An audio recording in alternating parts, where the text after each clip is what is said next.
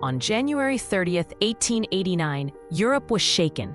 Crown Prince Rudolf of Austria, the only son of Emperor Franz Joseph and Empress Elisabeth, was found dead at Mayerling, his hunting lodge, alongside his 17-year-old lover, Baroness Mary Vetsera. The official verdict: the Crown Prince took his own life, as well as his mistress's. Given the profound ambivalence of human nature and the complex interplay of human destinies, history often does not provide us with clear answers to many questions, including what is at stake in human tragedy.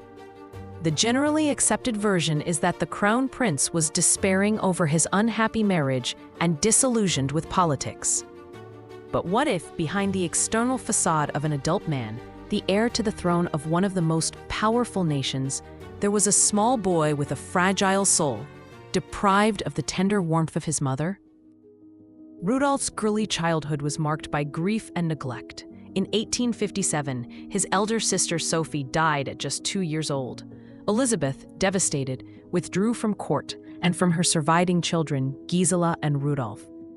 Franz Joseph's mother, Archduchess Sophie, who often referred to Elizabeth as a silly young mother, took complete charge of the children, refusing to allow Elizabeth to breastfeed or otherwise care for them.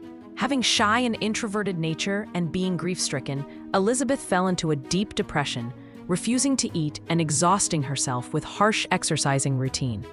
The state of the Empress's health became so alarming that her doctor strongly advised her a stay in Madeira. From that moment on, Elizabeth often retreated from Vienna, leaving her family to recover from recurring illnesses, including lung problems, anemia, and dropsy. Rest cures in places like Corfu and Bad Kissingen brought rapid improvement, suggesting both psychosomatic causes and the effects of poor eating habits. At one point, the Empress was away from Vienna for the whole year. Even after returning home, stress triggered symptoms like migraines and vomiting, highlighting the strong interplay between her physical and mental health. While the emperor hoped for another son to secure the dynasty, his wife used her poor health as an excuse to stay away from her royal duties and another pregnancy. In between her prolonged absences, Sisi, as Elizabeth was called within the family, would appear occasionally in her little son's bedroom, entertained him with stories about her adventures, and quickly disappeared, as a fairy from a dream. However, that was far too little for the young prince, who resembled his mother's sensitive nature. Emperor Franz Joseph believed in discipline, obedience, and military duty above all else. He saw his son not as a child, but as the future supreme commander of the Austro-Hungarian army. So, at age 6, Rudolf was taken from the nursery and placed under the command of Count Leopold Gondricourt, a retired field marshal. Gondricourt was a brutal man, convinced that hardening Rudolf would make him a strong Habsburg leader.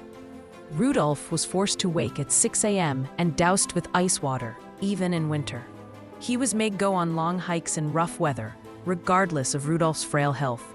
Sometimes Gondricourt woke the little boy up at night by pistol shots to toughen his nerves. And if he showed fear or disobedience, he was locked alone in a dark room. These practices terrified him. He developed nightmares, anxiety, and a nervous disposition. He became frail, sickly, and emotionally unstable.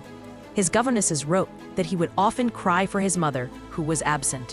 When Sisi finally made up her mind to return to the court and her family, everybody noticed that the Empress had become more assertive and confident. She was horrified when she discovered the full extent of Gondricourt's regime and gave the emperor an ultimatum. Either Rudolf's military drilling would quit, or she would leave the court forever. Franz Joseph had to give in. Sisi managed to have Gondricourt dismissed in 1865. He was replaced by Count Latour, a gentler tutor who emphasized academics, languages, history, and natural sciences. This was a turning point. Rudolf blossomed intellectually once he was freed from military cruelty. Despite the change, the trauma remained. Rudolf grew up nervous, insecure, and prone to depression. He always felt unloved, and the brutal discipline of his early years only deepened his longing for maternal warmth. Some historians argue that these childhood experiences set the stage for his adult instability and despair. One courtier later said of his childhood, "They treated him like a soldier, not like a child. The boy wanted books and affection, but was given bullets and fear. In the meantime, Empress Sisi decided that she wanted another child. In 1868, she gave birth to her youngest daughter, Marie Valerie. This time, she did not let anyone take away her child. Archduchess Sophie was already in her late years and didn't have energy to argue. For the first time, Elizabeth fully embraced motherhood. She lavished on her youngest daughter all the affection she didn't give to her elder children. She even called Valerie her only one.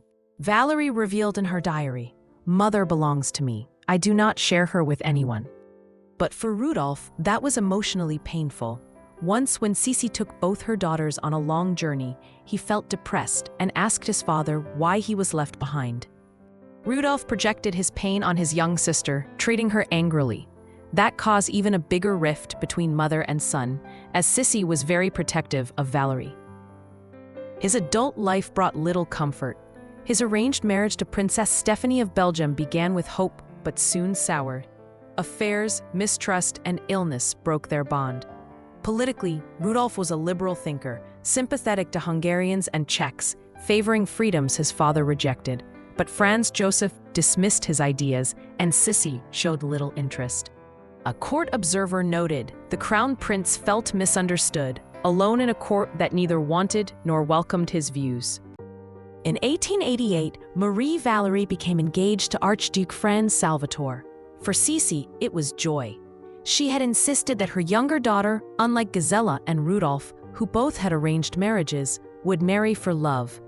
Being preoccupied with excitement about the wedding preparations, Sisi didn't notice her son's progressive physical and emotional decline. His marriage to Princess Stephania was ruined.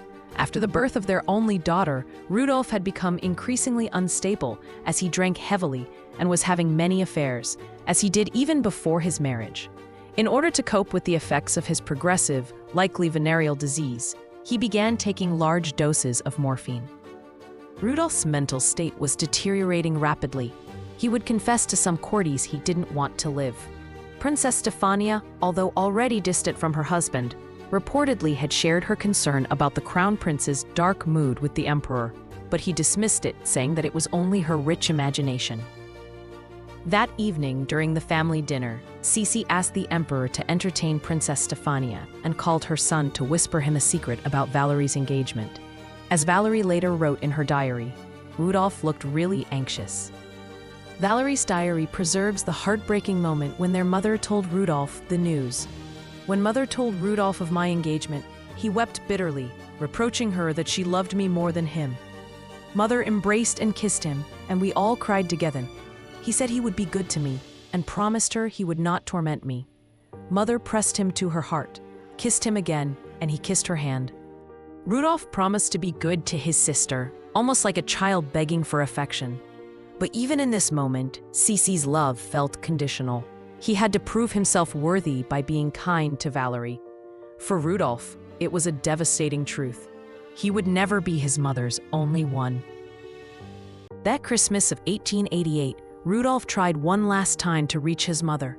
He gave her a splendid edition of Heinrich Heine's poetry, her favorite writer. It was not merely a gift, it was a plea. See me, love me, before it is too late. Valerie wrote, "At Christmas, Rudolf appeared pale and nervous. He brought mother's splendid books, but she hardly looked at them. He seemed wounded, though he said little. Later, Rudolf confessed, 'I am utterly alone. Even my mother does not care.' It was his final attempt at reconciliation, and it failed." Just weeks later, on January 30th, 1889, Rudolf and Mary Vetsera were found dead at Mayerling. Rumors swirled of murder, conspiracy, cover-up. But whatever the truth, Rudolf's despair was undeniable. He was just 30 years old. The loss shattered Elisabeth. From that day, she dressed only in black. She withdrew even further from public life, forever haunted by Rudolf's ghost. She later admitted, "I loved him, but I did not understand him." But by then, it was too late. Rudolf's death at Mayerling was not only a dynastic catastrophe, it was the tragedy of a son who longed for love and a mother who could not give it. His marriage, his politics, his failing health all played a role. But beneath it all lay a child's unanswered question. Was I ever truly loved? If Sisi had given him the same devotion she gave Valerie, would history have changed? We cannot know. But the shadow of that question lingers still, over the tragedy of Mayerling, and over the legend of Sisi herself.